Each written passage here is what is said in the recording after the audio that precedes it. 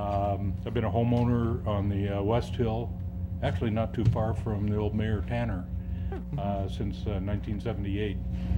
I'm a retired banker and have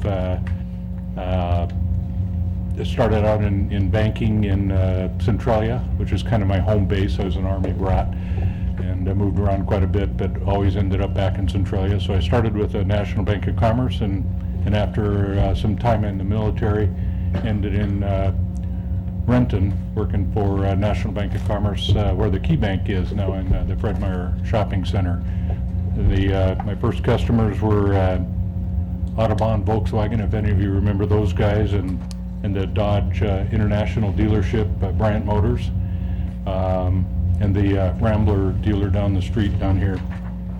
So I've lived here in Renton most of my adult life. I haven't had much of an opportunity to volunteer here, as I ended up becoming involved in issues in areas in the cities that I work, Kent and Auburn and Bellevue and Tacoma. And in that volunteering, I've worked for, I've been a Kiwanian for over 40 years.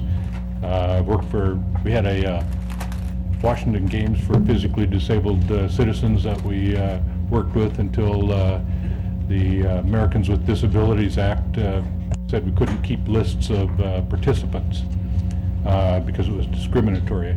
As a county chairman of the American Heart Association and for 2 years, worked with Cast for Kids, worked for funding on the America's Car Museum, the LeMay Museum. I'm a car nut.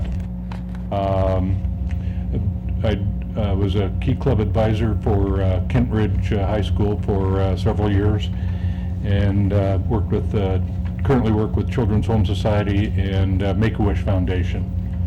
But now that I'm retired, I've talked to a couple of you once or twice about becoming a councilman, what it took and what would be expected, and Don scared me off a couple of times, the time commitment. But now that I'm retired, I have the time to commit, and am actually anxious to do that. Some qualifications.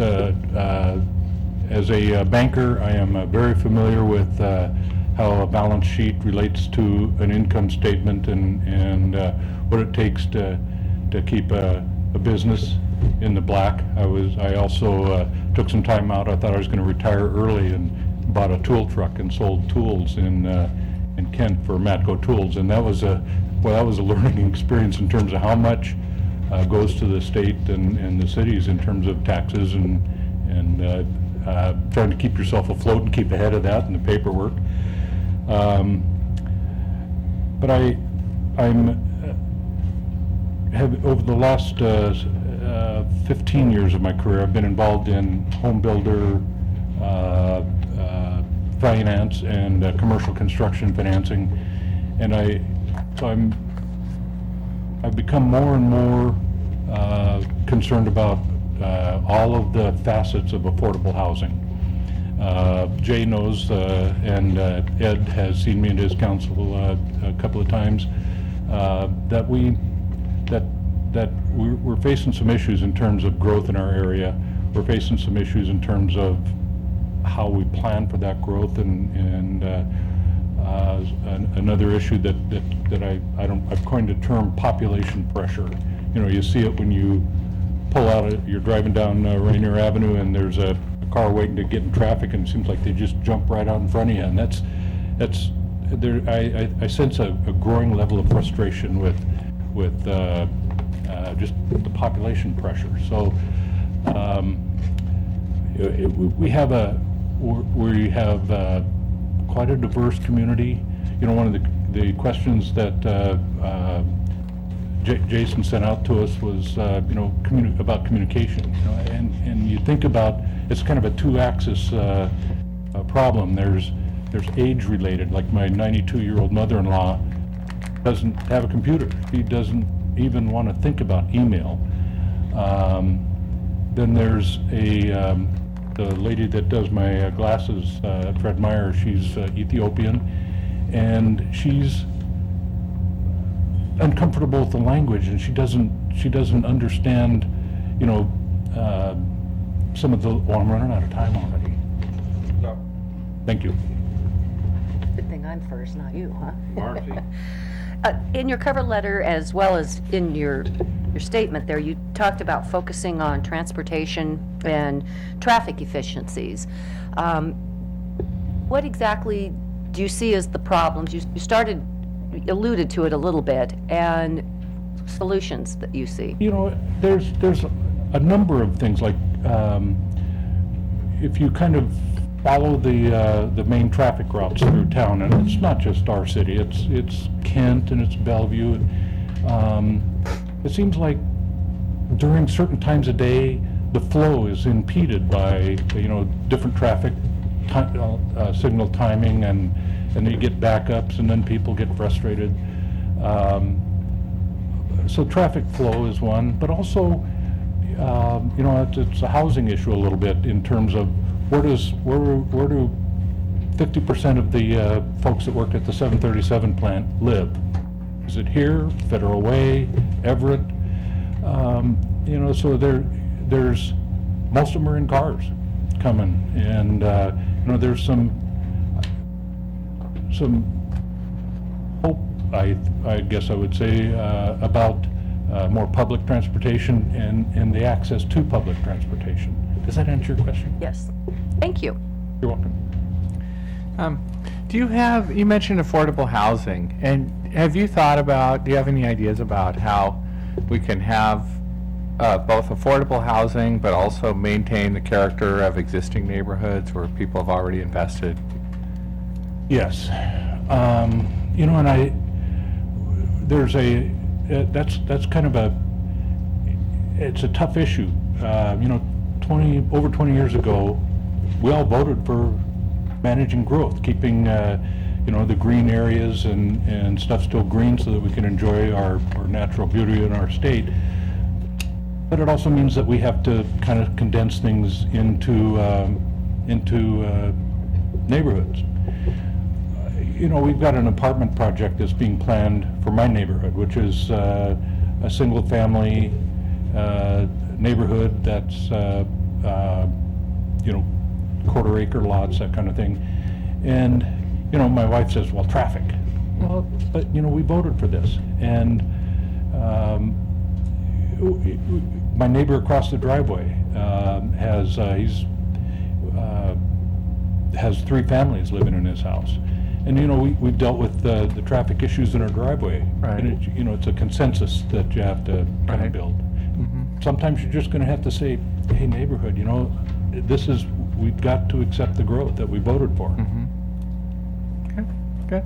That answer your question, Yeah, Randy? Okay, thanks. thank you. Hi, Pat. Hey, Greg. Okay, so in your statement, you mentioned, and thank you for letting us know what the areas of interest are that you have. Appreciate that.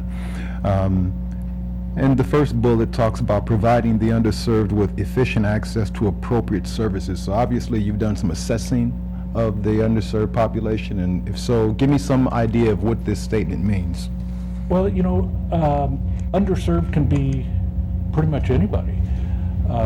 For example, both of my kids during the recession lost their jobs. One nearly lost his home. And while we want to help, you know, there's limits to a retirement budget that you can do. So my son just had no idea what to do. My daughter is a little more entrepreneurial, and she kind of went through and found services. But like my eye care person, she doesn't know even where to go to start to look for things. You know, we've got my 92-year-old mother-in-law doesn't realize that there's transportation available to her, and I think that I would like to see more effort put into helping. It's a communication issue too, but helping people understand that there are services that are available to them. I believe that anybody who wants to work should be able to work.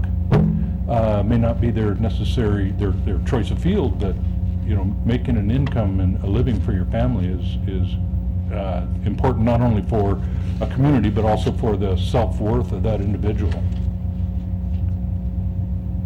That work? Thank you. So downtown is kind of a hot topic and very important to a lot of our citizens. What do you feel the direction of downtown should be? You know, you and I have talked about the landing and some of the issues around that, but I look at our downtown as just, you know, there's so much opportunity there, but we have landowners to deal with, or building owners who just won't fix up their building and make it attractive enough to businesses that would like to come and do business in our downtown. And you know, you look at some of these buildings and you see the second and third story and you think, what's up there? Why isn't that available for housing for somebody? I mean, we need to be able to work with those property owners to move forward. You know, I'm not sure what tools are available to us. I think our city attorney probably would be talking to me about some of my ideas, but you know, you have a building that looks like it's about ready to fall down. I mean, we need to fix that. We need to work on a solution, and you know, I'm not sure exactly what's there, but boy, I'm willing to learn and work on it. I think our downtown needs more effort at revitalizing it. Hi, Pat. How are you? Hey, Ed. What are your feelings on the work the city of Renton's doing currently in the density and zoning areas? Ed, I'm really sorry. I'm deaf and opposed, so would you shout that at me? How do you feel, what are your opinions on what the city is doing in the areas of density and zoning? Well, I am not necessarily in agreement with downzoning. I do need to understand more about where the downzoning is occurring, but citywide effort at downzoning, I think, is counter to what we voted for when we voted for the GMA. You know, I'm a density advocate. I think that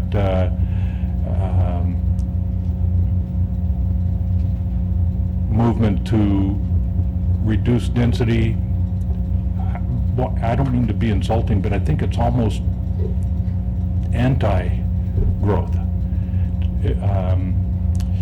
And it just kind of, that's my feeling on it.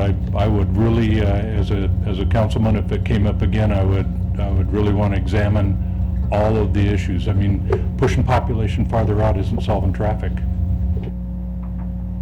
Thank you. You're welcome. What would you say to the citizens who approach the council, especially I'll use the Kennydale neighborhood, who have had nice-sized lots for many, many years, and they now find that they're next to a mega mansion, or that the piece of property has been split, and now there's 6 houses where there were 2 or 3, and they're coming to you and saying, hey, this is not the quality of life that I want. You are destroying my quality of life. That's a tough one, and you know, what you tell them is the truth. That we're in a, you know, I guess on one hand, I'm not a fan of GMA. I think there's some very, very positive aspects of it, but it's created a lot of difficulty for homeowners on a quarter-acre lot or half-acre lot. You know, we've had even kind of some small, I don't know if you want to call it city farms, or people that have pretty good-sized properties, and they're being, you know, there's apartments being built on one side and fairly dense housing on another, and I understand, but the fact is that you know, if one of their neighbors sells their property and the city has zoned it, for that kind of development, that's, you know, that's our future. And it's tough, but that's, Thank you. you're welcome. You made it with about 30 seconds to spare. Oh, good. Okay, next we have Jim Wisen. He may not be in attendance, Mr. Person. Okay, he is not here. Mark Martinez. Mark is here.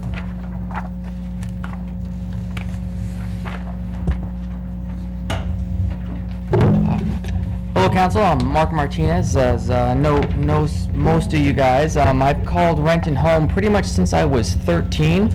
I did run off and join the Marines for a while, but I came back, and my wife and I were raising our family up in the Highlands, and we've lived there since I've gotten back from the Marines. Now, you guys, I've sent you guys all my resume and a little narrative of my work history and everything like that, so I don't want to go into too much detail, but I just wanted to highlight, you know, my 10 years of service in the Marines, my years of experience in finance and accounting. I tried to put in there some of the volunteer and community work that I do with Scouts and in my school on the PTAs and things like that. And you also may have noticed some of my personal flaws like grammar and punctuation, but we don't have to go into that one. So I want to tell you, that was one of the reasons why I think I should be on the council. And you know, I got to be honest with you, I don't think it would, if it wasn't for the Marines, I don't think I actually really would be here today. You know, the Marines and the GI Bill are the things that got me to where I am today.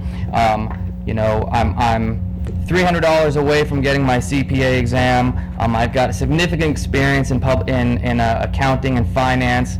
The Marines instilled a lot of characters in me. And the one thing that I think would be really, really helpful on the city council is teamwork. So you've all worked on the council where you decided as a group that you want to do something and you want the city to move in a certain way, and then as soon as you make your first step, the citizens say you are absolutely not going to do that. So you reassess, you work as a team, you ask your citizens and constituents what they want, and you come back together as a group and say, okay, well, let's try this. Let's see how this works. But you have to do this as a team and as an organization. So supporting your citizens, doing what your citizens want, and as a group compromising to pull together because everybody is diverse and everybody has their own opinions of how to do what their citizens want. But in the end, you still have to pull together and accomplish what the citizens want.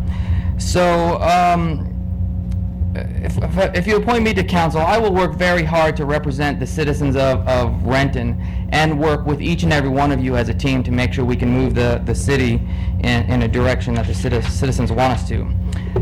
The next thing, like I said, my professional experience, you know, I use the GI Bill. It's a very tremendous asset for, very good asset for everybody in the military. And, you know, I have friends who spent their time in the military and earned it and didn't use it, and I just question, why wouldn't you not use a service? The city provides so many services to residents, the parks, the piazza, that there's the transit, which is not the city, of course, but all of these services, and this one, that the GI Bill for vets, is a very good service, and they're not using it, which is, but for me, it was very good. Since I went into business and accounting, or finance and accounting, I've developed skills that are very useful on the city. Being able to dive into the details, understand the assertions and assumptions that are being made for a particular, for instance, the budget or a particular issue, and understanding, you know, what is really relevant. What are the people that I'm representing? What do they really want? Is this assertion relevant to them? And so I think my my professional experience in finance and accounting has given me a good solid base to make those budgetary and policy decisions for the city. So I know, right, I'm not an expert on everything. I haven't done it before.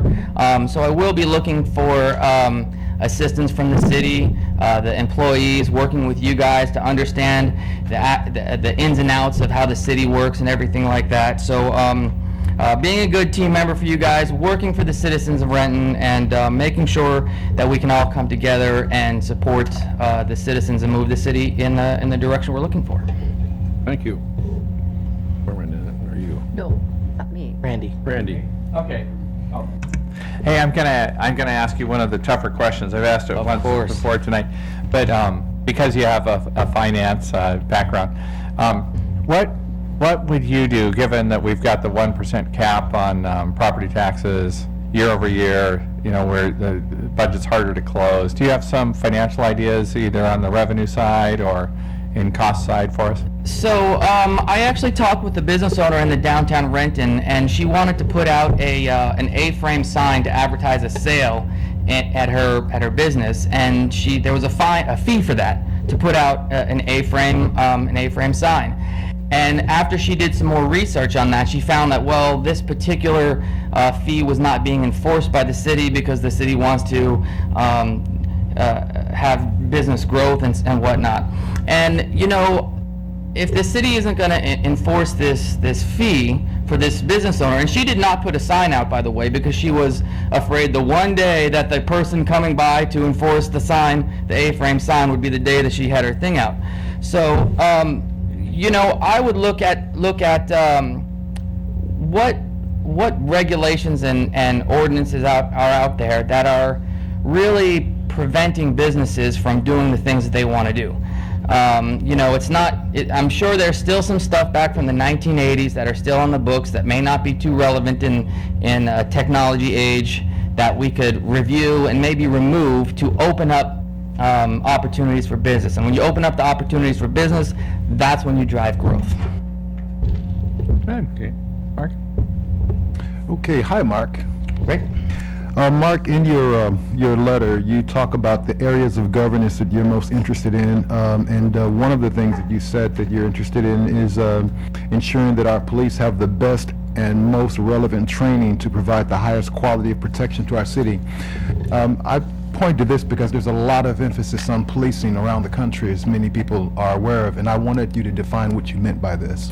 So, there is a lot of emphasis right now going on with nationally with policing, and you know, being in the Marines, my job was actually very, very dangerous at times, and so I completely understand the thoughts and the feelings that maybe or I can empathize with the thoughts and the feelings that a police officer may go through anytime he pulls somebody over. And it's not the 1950s anymore where there's the Mayberry show where there's the one police officer in the entire town. Things are different. And, you know, it might just be time to just review and assess what policing policies we have out there. I have done some very small amount of research, and I guess one of the big things is those cameras that police wear has reduced the amount of complaints from citizens on police because, well, it's on camera. What the police officer and what the citizen did is on camera, so it's been seen. I think that would be one good thing right off the top of my right off the top to review for policing. Thank you. Hi, Mark. So, recently we just passed the B&O tax, and you were very vocally against that. Is that still your position, and why? So I understand that the city does need money to spend to provide services. It costs money to provide police and fire department and have the all the different agencies within the city, the housing agency that, you know, building permits and whatnot. So I understand it costs money to do stuff. I guess my big issue, and I'm fine with that there was a B&O tax passed. If that was the decision of the city, and you know there was supported by the chamber and all of that, so I'm fine with the B&O tax. My main issue with that particular issue is that a tax increase, a large tax increase, was not a tax increase. It was part of something else. And I don't know, I don't have 20 years of experience on the council. I don't know, maybe Randy can answer or something, but budgets get passed. And having a big issue like that in something that was gonna pass anyway just seems like a very easy way to pass a tax increase and not say, yes, I support a tax increase. That was my issue for the B&O tax. Hey, Mark. That's what it. Good. So one of the opportunities as a council member is participating in regional groups that attempt to influence public policy. Spending in legislation in areas such as water, road construction, transit, human services, and solid waste. Are there areas in which you would like to participate at on the regional area level? And what do you think, what do you bring and any special expertise that might benefit the Renton City Council? Thanks, Ed. That's a good one. So there is a bond that was passed, I think maybe the last election cycle, the Veterans and Health and Human Service Bond that provided money or funding for agencies to assist veterans with their claims coming back with the VA. Now, I've got to be honest with you, as a veteran, I think it's heartbreaking that we need a bond to support veterans to get their services that they've earned from the government. Right. That's a hard one for me. It should be like, okay, you have no leg anymore because your leg got blown off in Iraq. Here are your benefits. So that would be a personal one that I would want to be on, and I have some experience in doing that. The Iraq and Afghanistan Veterans of America selected me to go to Washington, D.C. to represent veterans in 2011, and I spoke with probably, I think it was 12 elected officials, the undersecretary of the Department of Veterans Affairs, to support veterans issues and just overall improve their quality and access to services. Thanks. Earlier you talked about if the council makes a decision and it doesn't seem to be popular with the public, that you would work to get everybody back together and reconsider that decision. Well, if you consider in what we consider this silent majority that doesn't speak up when something we pass they like, and we have 5, 6 really vocal people who come in and want something changed. I mean, how are you going to handle that? So there's the silent majority, like you mentioned, and there's the very vocal minority out there who comes out and says things. And I guess, the biggest thing for me, Don, is to make sure we're focusing on the idea, the issue of whatever it is, and not turn somebody that you disagree with into a villain or a bad person or anything like that. And we can argue ideas and everything like that, the battlefield of ideas and everything. And if you've got boys like I do, not every idea is a good idea. But just being honest and showing character and understanding of that the other person has a different opinion of you, and not taking it personal. Okay, well, thank you very much. You forgot Marcy again. Can I have a turn? Mark, I'll give you 2 turns next No. Actually, I have 2 questions, but I won't. You're active in the community, and you have kids that are in many schools. So you're out there hearing people, and you talked about finding out as a council member what's relevant to the citizens. What are you hearing now? So housing is an issue right now that I hear. Most of the houses, the new constructions that would fit a family like mine is $500,000, and that seems like an outrageous amount of money for a person like me to spend on a house. You can drive through neighborhoods just over by Renton Technical College, and you can see these, small 900 square foot house. My first house was 900 square feet, by the way. And then right next door to them, there's a 3,500 square foot McMansion that's completely out of space. It doesn't fit the character and neighborhood, or the character of the neighborhood. So I think that would be a big issue. Finding good quality homes with good schools in the region would be a big one. Thank you. Thanks. Okay, Ruth Perez.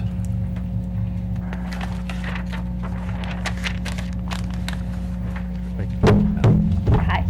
Okay. First of all, I really want to express that I am really impressed of all the great ideas that I have been listening. And I hope that whoever gets appointed as a city council member invites the rest of all of us to work with him or with her. Because I think at the end of the day, this is what it's about, to work together as a community and for the best interest of Renton. And I think if all of us want to work with Renton, it doesn't matter in which capacity. So that, here is my piece. My name is Ruth Perez. I was born and raised in Mexico City. I majored in communication science. While studying, I worked as a TV reporter for Televisa, the most important Spanish-speaking network in the world. And as a journalist, I am the founder of 3 magazines in Mexico. I moved to Seattle in 1997 to finish my master's degree. I studied English as a second language at the University of Washington, and I got my MBA from City University in 2000. In 1998, I was hired for the Washington State Department for Trade and Economic Development to work as a cultural liaison for Governor Gary Locke during his first trade mission to Mexico, where Governor Locke was accompanied by over 100 delegates representing key businesses and education leaders from the state of Washington. Besides meeting with the former president of Mexico and the governor of Jalisco, he traveled with former mayor of Renton, Jesse Tanner, to the city of Cuautla, which 2 years later became a sister city of Renton. I arranged press conference, interviews, and press releases, as well as provided comprehensive support and advice to Washington business delegates traveling with the Governor Locke. During this mission, I met the Consul of Mexico in Seattle, and he offered me a position at the Consulate of Mexico, where I worked for 10 years. While I consider myself a really lucky individual who has had the fortune to work in places and positions where I actually love and enjoy my work and the people I work with, working at the consulate has been one of the most rewarding jobs of my career.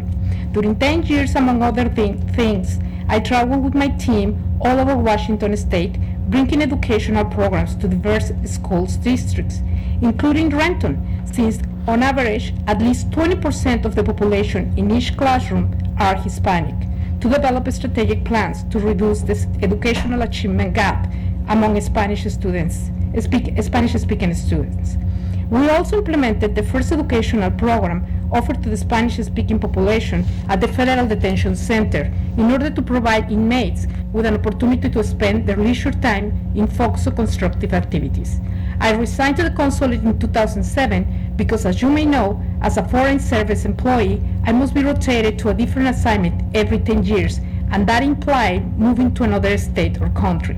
In this case, my husband and I didn't contemplate leaving the state of Washington, so we decided to open our own consulting business and move to Renton. When I heard that there was a position opening at the City Council in Renton, I decided to send my letter of intent, thinking that maybe my experience in public service and as a businesswoman could be a benefit to the city. I know that I have a lot to learn about city government and rules of procedure, but I want to give back to this community that has given me so much to me. I want to work hard and bring a passion and skill to that work.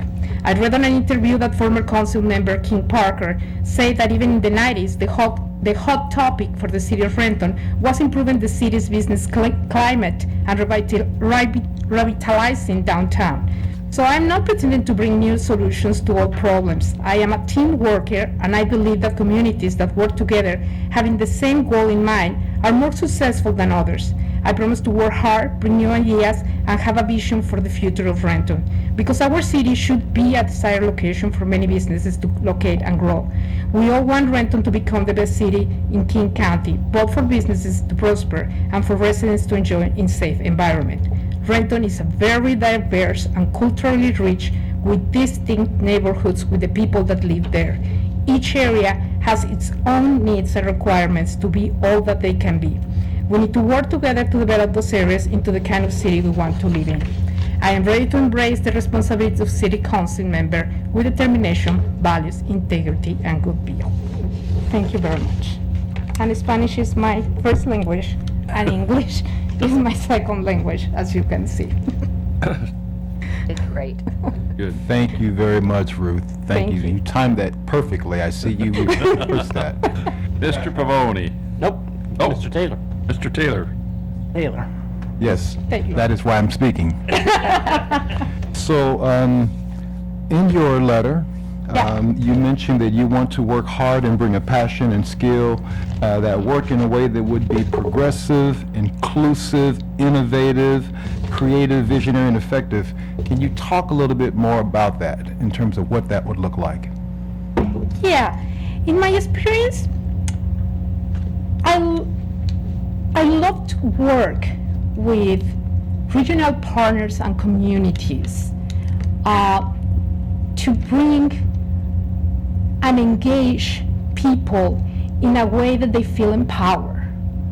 And so far, that has been the key of success to establish programs in education and health among those that I had the fortune to work with. So those will be some of the examples that I have and that I can share with you. Thank you. Rondo. So how could we better communicate with our diverse community? How can we better communicate with our neighbors? I am big on new technology and social network. I think the city has done great on that. But I think we need to start using the new technology to learn how to communicate in new ways and be more advanced in that way. You know, we're talking not just about new neighbors, we're talking about new generations. And I think we have to keep on track with what they are doing. At least that's what I think. Hi, Ruth. I, In what areas would you like to see the city of Renton improve on?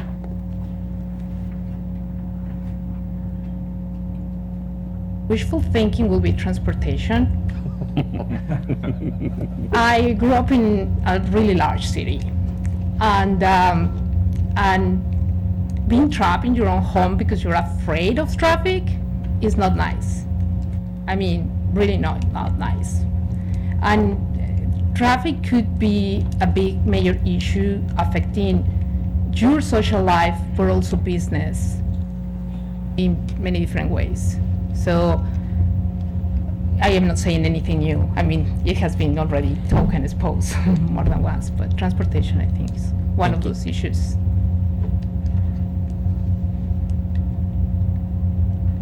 People say the city should be run like a business. But when we run it like a business, people don't like it. I mean, so I guess, how do you match the social with that?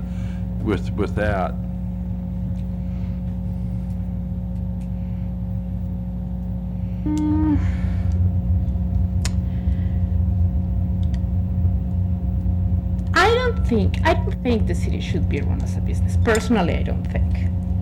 I think there are big differences in between running a city and running a business. And there are ideas in the concept of running a business that should be applied on as a city. For example, business. The idea of running a business is a teamwork, always as working as a team on a goal to succeed. I think that should be applied as a city. I mean, always working together, looking for a goal. But there are other areas in a business that they should not be applied for the city, because you have taxpayers citizens to think about it and other issues and different departments and more complicated than a business, way more complicated than a business, I think. Thank you. Marcy? What do you think the biggest challenge for the city is going to be in the next couple of years? Transportation again, Transportation. and I will say public safety. Because budget, we need to keep, looking for ways to keep our budget within our limits. Thank you. Randy? Yeah, okay. You grew up in, I think maybe the biggest city in the world. At the time that I grew up was the largest here in the world. Okay. Today is Tokyo. Okay, yeah. So, and you don't, it sounds like you don't really miss the traffic. I don't, believe me, I don't. And then I moved to Washington D.C. and I lived in downtown Seattle for 4 years. And believe me, that is also a nightmare. Okay, because I was going to ask, what do you maybe do miss about the big city? And is there anything that you'd like to see Renton doing more of that's consistent with big city life?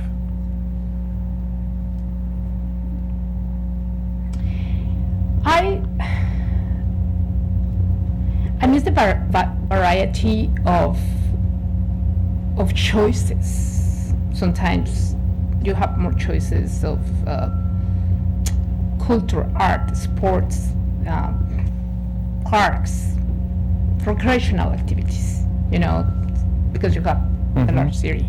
Those are the things that if we had the money and if we can spend more, I would like to see more parks and more those kind of areas,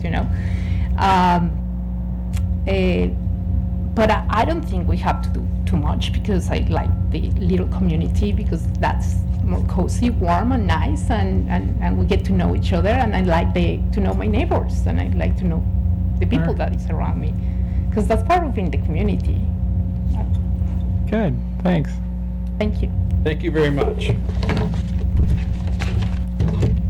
Deborah Leroy. Rossetti. Number 12. Oh, I was told Marvin Rossetti. Why did I think somebody else? Jim Wiesman didn't show. Are you sure it's not Deborah, council member? Okay. First of all, good evening. I want to thank all of the council members for your long hours of service tonight, and for all of my fellow neighbors who are here. I really appreciate listening to all of them and all of their ideas. For the benefit of all my other neighbors who are watching on Renton TV, again, my name is Marvin Rossetti, and I'm a lifelong resident of South King County. I grew up most of my childhood and adult years here, either in Renton or in South Seattle or parts of Skyway. I've been educated here in the state of Washington.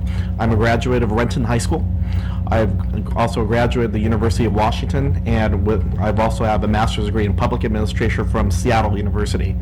Part of where I started my career, for the first 15 years of my life, has been in the nonprofits and public sector. I've had exposure had the privilege of being exposed to King County government, working with my first job being with the King County Executive's Office under then King County Executive Gary Locke, and then later on working with the King County Council. Also, in the private sector, where I spent the rest of my time, where I've spent another 10 plus years, I've also had the opportunity to work in the financial sector, both in mortgages and in both in mortgages and in the financial services sector.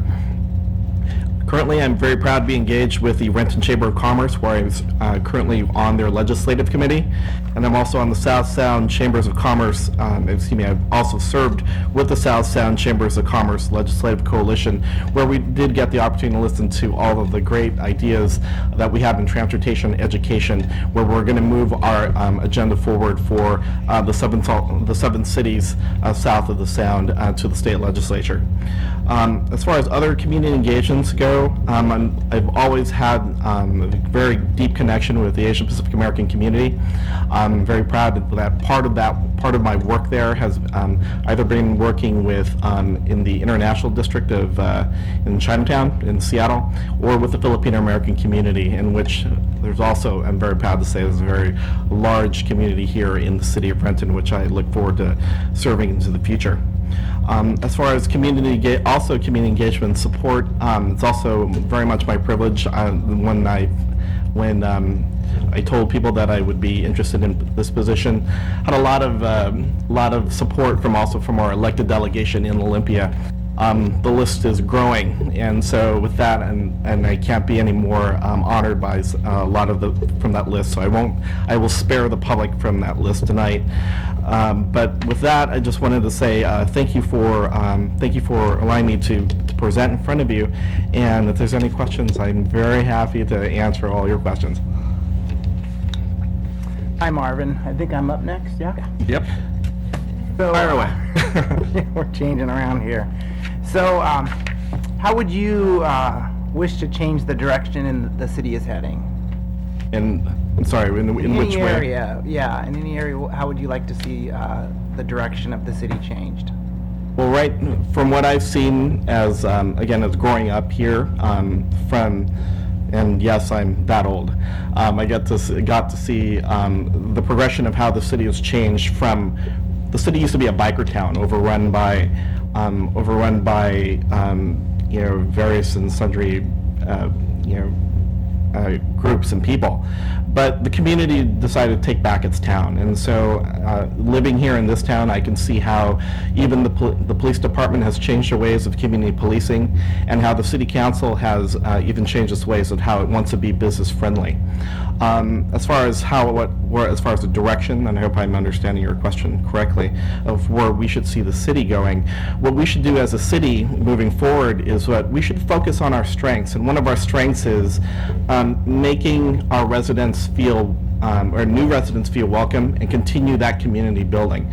So when we've talked about issues of the Growth Management Act and how we should have issues of density, I believe we should have more density, and I should believe that we should do more in order to build our population of Renton, because with that comes the businesses, and with that comes additional services. I hope that answered your question. Yeah. Hey, Marvin. Hi. In what areas do you think Renton should provide more or better services than are being provided now? And how should added services be funded? Well, for those added services, well, first of all, I really want to thank the city, where it's focused on human social services for the elderly. And I think because we have a very large population, and I think what I'm seeing just from my relationships with different social and human service groups, we're seeing a lot of a larger elder community that's actually coming to Renton. Part of it's because of the not living conditions, excuse me, but cost of living, and the environment that Renton as a city that we've worked very hard on in order to attract communities and families. And so with that, I know that's something we should continue to strive and improve on. The second, I know we should be working on cultural communities.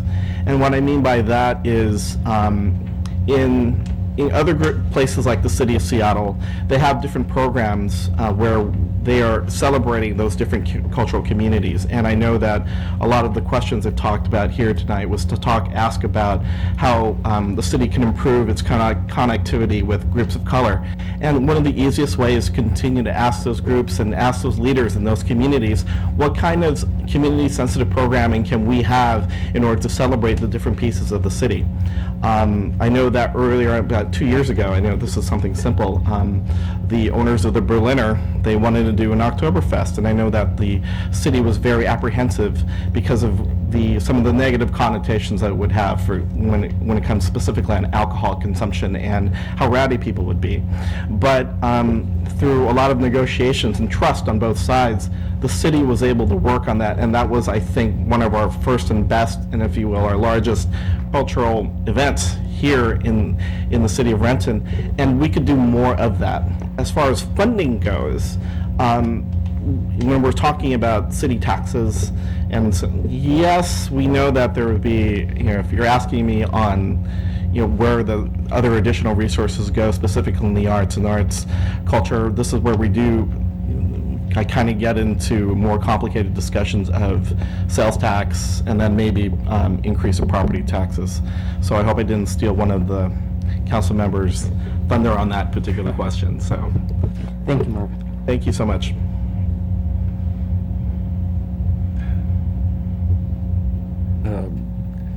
I'll ask this question again. Please. What is your opinion on having to pay for services? That means if you want to use a facility or you want, other than what we would call required mandatory services, water, streets, roads, police and fire, but if you want to use our services, that you get billed for it.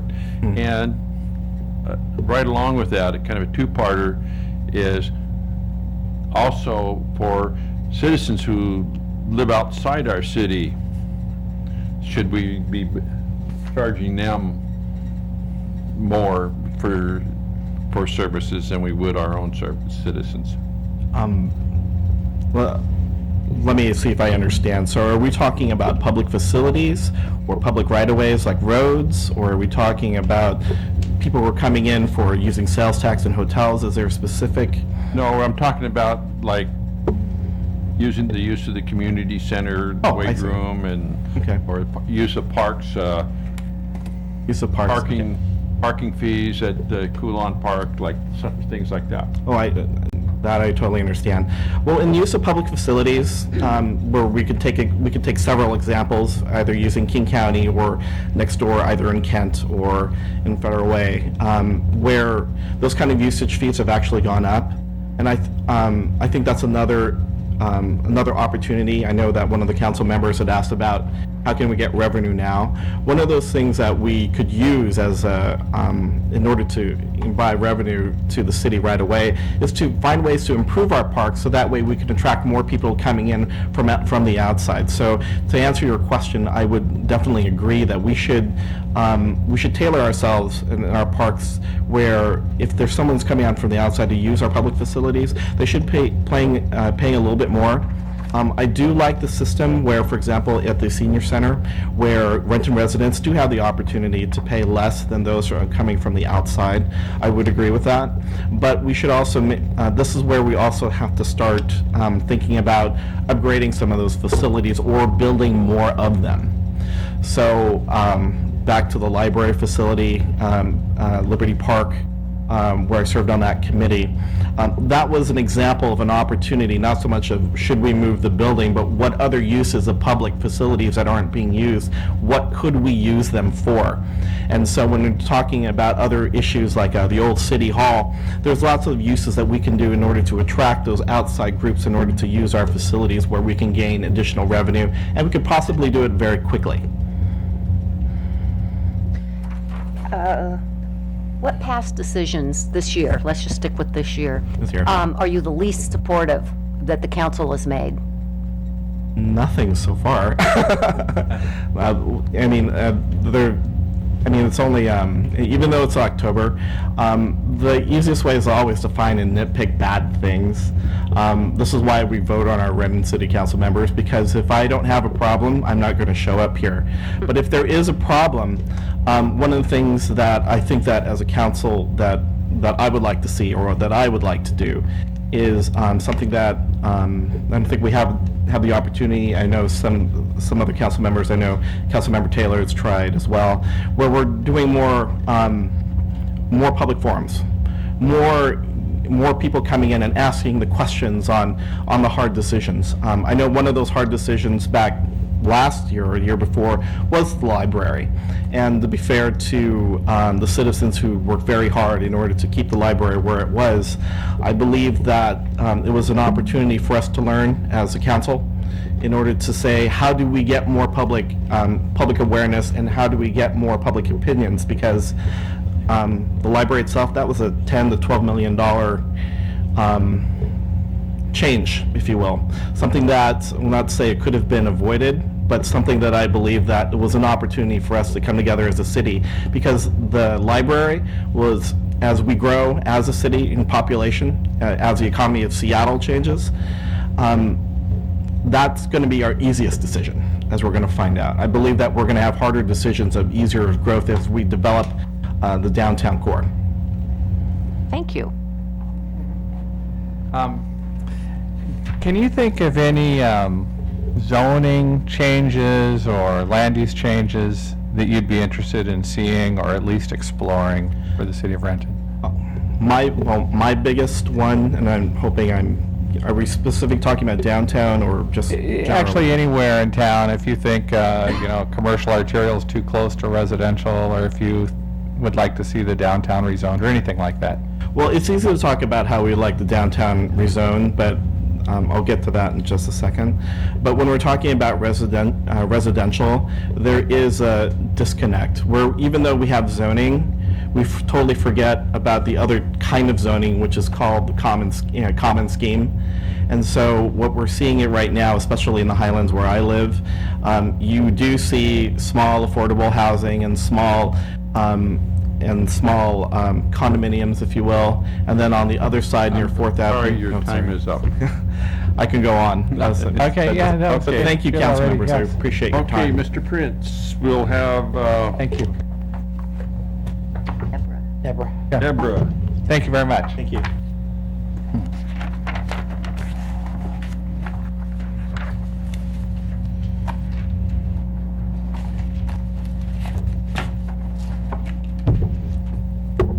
Good evening, council members.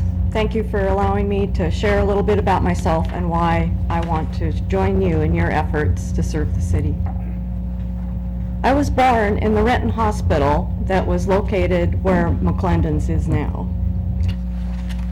I grew up attending Renton schools, as did all my siblings, and in fact, my mother, who's 92 years old, graduated from Renton High School. I currently live downtown along the Cedar River and enjoy being able to look out at very well manicured parkland and be able to walk along that to stay fit. This city is my home. I remember a vibrant downtown when I was growing up, and I'm really excited to hear the council talk about revitalizing downtown and the investment that's being put into that.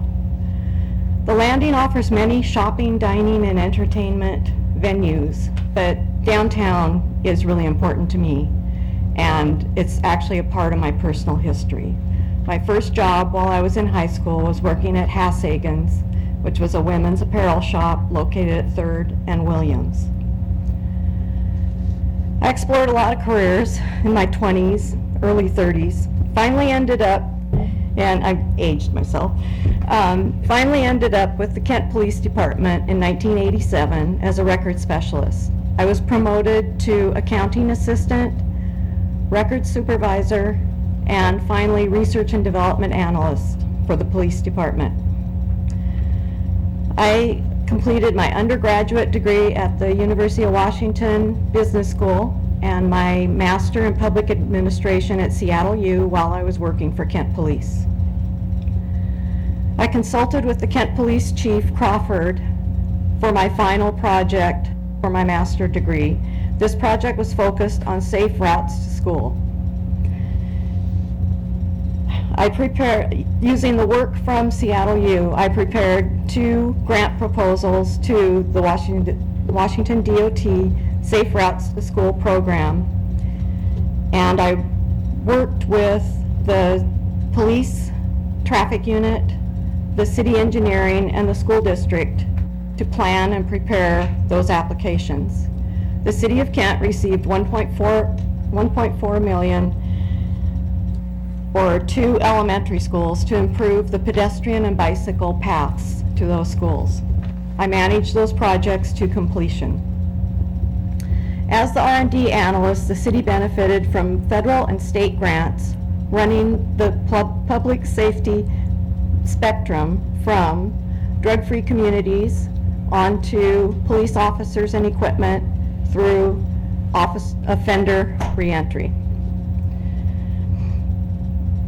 The Vera Institute in New York awarded the City of Kent a cost-benefit analysis capacity building technical assistance grant from a proposal that I submitted to them.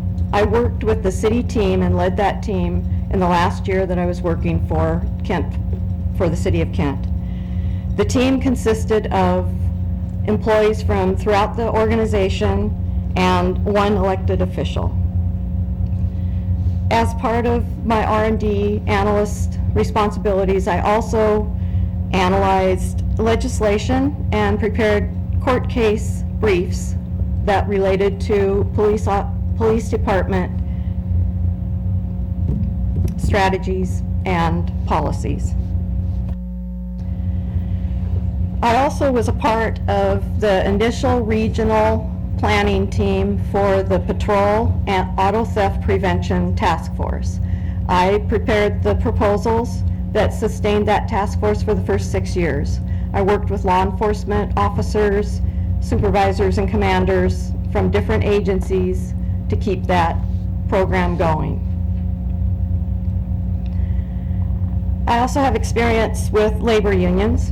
I served as a leader of the AFSCME labor union in Kent. I learned from that it's really important to look at the perspectives from both the city and the union when you're developing programs for the city. And I was placed in that position quite a bit. My community service in Renton includes secretary and Girl State Chair for the American Legion Auxiliary. And also I am a volunteer grant writer for the Renton Your Youth. time is up. Amount? So Okay. now it's question and answer time. Hi, Deborah. Hi. So outside of revitalization of downtown or downtown core, what do you see as the biggest issues facing the city of Renton? I think that the increase in employees coming to Boeing in the next few years requires that the city really plan and make sure that there's infrastructure to support that. Not only for the traffic that would, the traffic volumes that would increase, but also infrastructure for telecommunications. Thank you. Okay. A little on regional resources. The city of Renton, the citizens of the city pay about $485 a year per residence to Sound Transit. And as you can see, we get nothing for that. So I would be really interested in how, as a council member, you would take that issue on. Oh, that's interesting. I would really need to study that. When I was working at Kent, I believe that I benefited somewhat from that by being able to take an express bus from Renton to Kent. But I agree, it is outrageous that we pay that much and don't receive the benefits that, say, Tukwila or the other cities do. Okay. I don't know, I would have to study that more. Now you got me going. Me You wouldn't too. tell that's Marcy's hot button, would you? Me too, John, you're just trying to make us mad. Really? My mind's a blank. Okay, Randy, no. Giving it away. We'll give her an extra 30 seconds because of that. What do you think, you've worked a lot with Kent, obviously, and you're very knowledgeable about their services and resources. What do you see as Renton's best services and resources that we offer citizens as well as businesses? I think the parks. When I was in Kent and being embedded in the police department, sometimes there was a little resentment that all the money went to the parks. But I really think that builds a rich city. That's very important for the city to have the parks. And here in Renton, they're so well maintained. they're accessible to everyone. I think that's really one of the major benefits here in Renton. Thank you. What, we've talked a lot about downtown tonight, but what do you think would help rejuvenate Renton Highlands? Especially the business district and maybe some of the older housing areas. Wow. I think that it would be really important to sit down with the city planning department, pull in a group of those businesses, look for those leaders that may be very active in the chamber, get their input, and that would get their buy-in and help kind of push it along, make it progress. And then also you need some residents. And I think if you could pull them all together and work and give enough time to work and come up with the ideas, that you could. It wouldn't be a short-term fix, it would be a long-term fix, but I think it could be done. Good, thanks. Okay, hello, Deborah. Hi. How are you? Good, how are you? Good, great, thank you for being here tonight. You've had a plethora of wonderful experience working in law enforcement as a support staff member and doing the day-to-day work as a part of the administration, which is different from a policymaker. And the fact that you are applying for this position, and I'm happy that you are, tells me that I know you've thought about the transition from the day-to-day work and being a policymaker, different hat, different role, different leadership, transition style. Talk to me a little bit about what you thought about in terms of how you would have to change the 20 years of the day-to-day stuff and now putting on the hat to make those tough decisions and maybe even standing on your own sometimes. Yeah, I think from my studies at Seattle U in public administration, that's really where I decided that I wanted to be a part of city government and be a part of forming those policies. I think that I have the skills to really research issues and analyze them and take the input from the different stakeholders and different parties to come to the best decision. And yes, there's always going to be people that aren't going to agree, but if you really spend the time and do your homework and you can defend your position, then I think it is doable. If selected for the appointment, would you run for a re-election at the end of your term? Yes, I've been thinking about getting into city government for many years now, and I'm ready. Thank you very much. Is that it? Thanks. And next up is Jacob.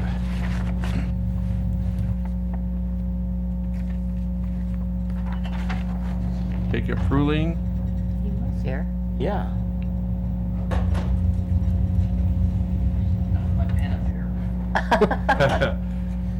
Yeah, he must have left, Mr. Person. He left? I believe so, yeah, I don't see him in the audience. Okay, then Mike Snow.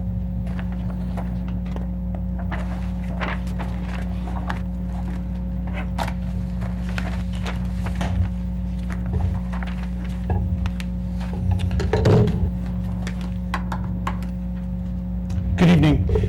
Thank you very much for your time and for your service. I did a little bit of my own research looking into you. You're going to take 15 minutes or more to look into one of us to make a decision for a replacement. And in this group, there's 52 years of service to the city of Renton. And no matter what you decide, I applaud you for that service. As a public school teacher for almost 30 years now, I understand the need and the value of what we all do in the public service sector of our community. A little bit about me. My name is Mike Snow. I was born and raised in a town in eastern Washington called Outlook, Washington. I would be very surprised if anybody knows where that is. We have two spectrums here. A lady that went before me lived in the biggest city in the world, and I may have lived in the smallest. Outlook is a poke and plum town. If you poke your head out the window, you are plumb out of town. So,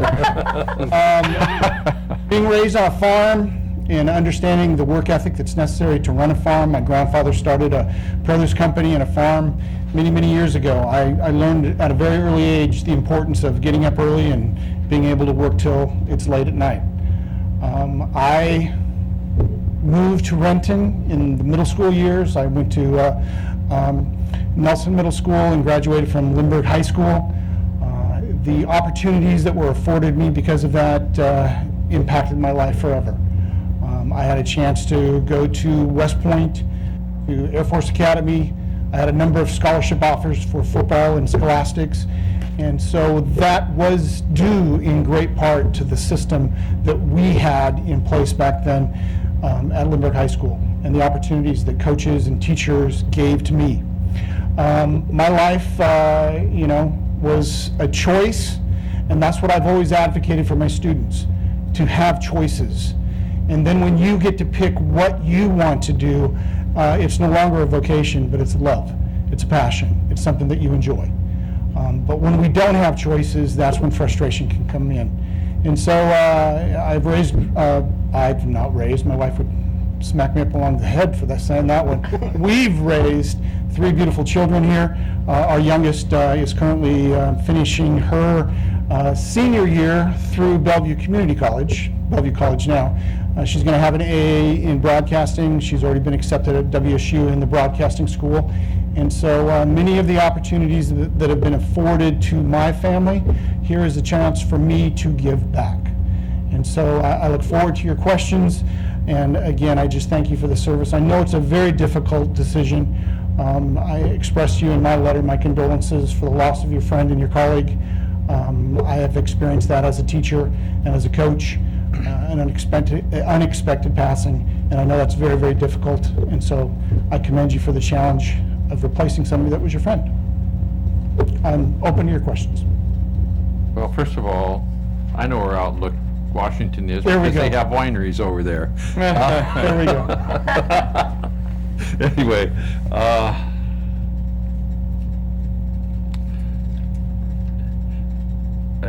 as a school teacher for many years, you've seen a lot of changes in the school culture and in our city.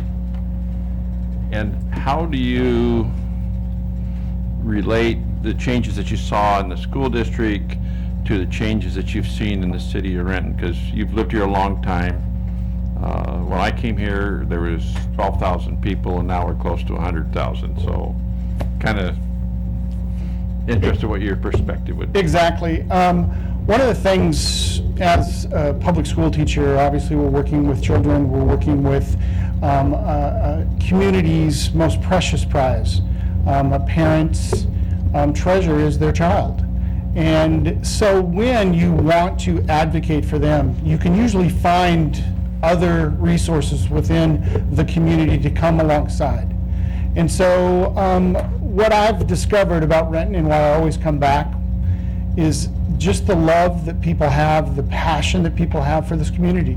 And the same thing occurs in schools.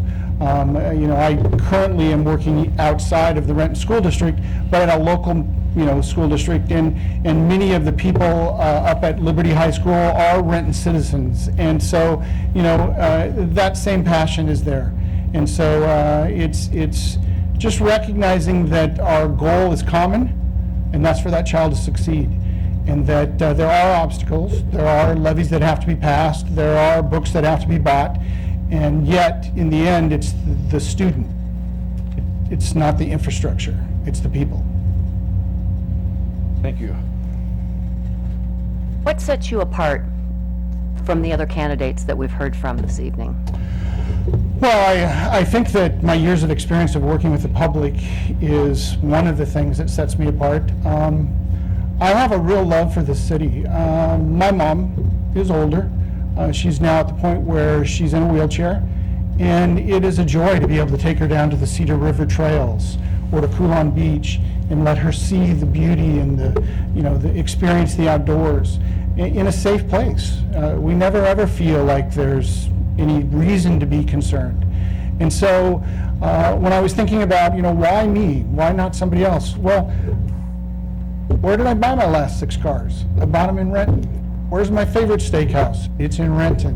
Where do I want to go and just enjoy an afternoon? It's down at the golf course. That's Renton. I mean, we have a beautiful city. It's the people, but there are also some very, very beautiful things about it as far as the beaches, you know, the parks, the trails. So it's my chance to give back if you choose me. Thank you. If you were a council member, what would you see as your role, and how would you interface with the mayor and the city staff in that role? Well, one of the strengths, I think, because of being an educator for as long as I've served, is that interface with the community, being able to help educate people about issues. Most of the time, people are willing to step up and do the right thing once we identify what the problem is that we're really trying to resolve. So working with the mayor, working with the staff, working with other council members to first of all really understand what the issue is for ourselves, and then help communicate that to the community so that they would come on board. Unfortunately, some of the research that I've looked at, and it's not just Renton, it's all across our country, only 37% of a community really trusts the local government. Now, that's really high compared to how they trust state and federal government, but nonetheless, Single digits. it's not a number that, you know, we really want to just sit back on. We want to improve upon that. Okay. So the ability to help educate and communicate to the community, I think, will be one of the strengths that I can help. Okay. Thank you. Okay. Hi, Mike. I'm just curious, what team did you play for? That's not my question. I played college football for Washington State, and then I had a brief career with the New York Giants. Great, Cool. that's what I wanted to know. Okay, so my question is, my qualified question is, based on your assessment as a resident, a citizen here in the city of Renton, what do you feel is the area of greatest opportunity for, you know, it's a low-hanging fruit kind of a thing for us? Well, one of the things that I mentioned, my degree from college is a Bachelor of Science in Biology, and one of the things that biology teaches us is that diversity creates stability. And one of the beauties of our city is not only our diverse opportunities, but also our diverse cultures. We have many, many, many kids in schools, we have many families, we have many opportunities to really reach out and tap into those diverse cultures to make our city an even more beautiful place to be. Those differences that we have are small compared to those similarities that we all share. And so protecting the diversity while embracing the things that we have in common, I think is really what the strength, you know, of going forward. Because then we can decide on what infrastructure we really want to work on, what park or what opportunity. How do we want to handle, you know, housing situations where I live, up on the East Plateau. We were annexed into the city. I was active in that. I had King Parker as a council member in my home, you know, visiting with neighbors. We were surrounded by 40 acres of woods. Now I have 40 acres of houses. But you know what? I'm happy because I have neighbors. So, I mean, you can find the beauty in those things, the low-hanging fruits that you were speaking of, if you choose to look for them. So. Thank you. Hi, Mike. My favorite steakhouse is in Renton also. Maybe it's the same. I didn't want to do a free infomercial here, so. No problem. So if you were referred to as a one-issue candidate, what would that issue be? Easily, it's quality of life. Quality of life for the young, and quality of life for the old, and everybody in between. You know, we've talked about a number of issues that you've asked questions about other candidates too, but it's opportunity that really makes a community stand out. And so, quality of life, giving the opportunity to improve that for all of us. Hi, Mike. Hi, Ed. Go Cougs. I can do the fight song if you want me to. It's okay. Not now. Later. I'll find you later. If you were appointed, would you run to retain the seat? And if you were elected, would you run for re-election? My heart says yes, but after being appointed and after serving, I would really want to listen to peers, and I also want to listen to the constituent. I believe that I have something to offer, but I need to listen to what they think of whether I have something to offer or not.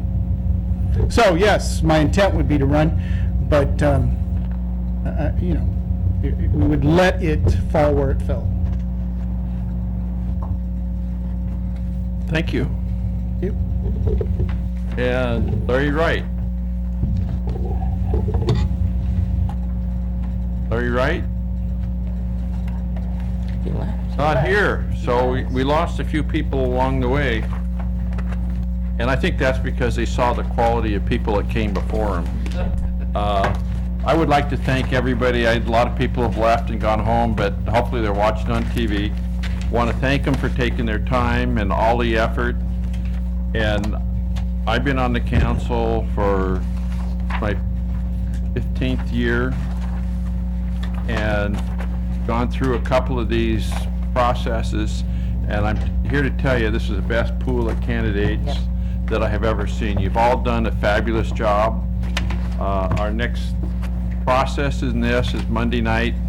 We will, each council person can nominate a person, and then we'll continue nominations until one person gets 4 votes, and then that person will be sworn in. First meeting in January. First meeting in January. And I'm not looking forward to that job. Of having to decide. Having to decide, Yeah. I would, you guys all scare me, you're so good. Anyway, I want to thank you again for the time. I know this has been brutal on you, but we really appreciate it. So with that. Mr. Chair, Mr. Chair, one last comment too. I'd like to thank all of you all for coming as well. But I also want to give a special thanks to my council member colleagues here for the process that ultimately resulted in us allowing everybody to be heard who wanted to be heard.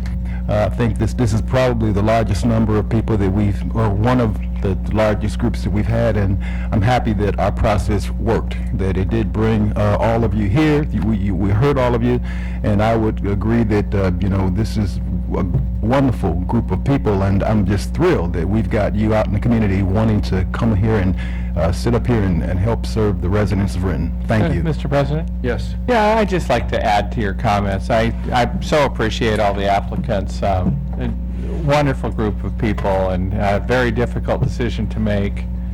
Enjoyed every one of your presentations, so thank you all for being here. And I would like to thank Randy, because Randy is the one that came up with this format Thanks. that we then punched up a little bit or punched down or whatever to make it work so well. So thank you, Randy. That's thanks, a Don. great idea. And Marcy?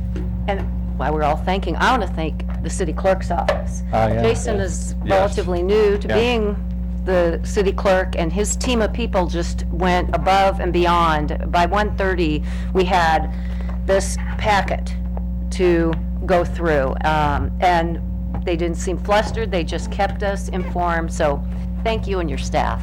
Thank you. And for giving gratitude, thank you, Don, for the leadership Yes. through this part of the process. With that, we're adjourned. Thanks.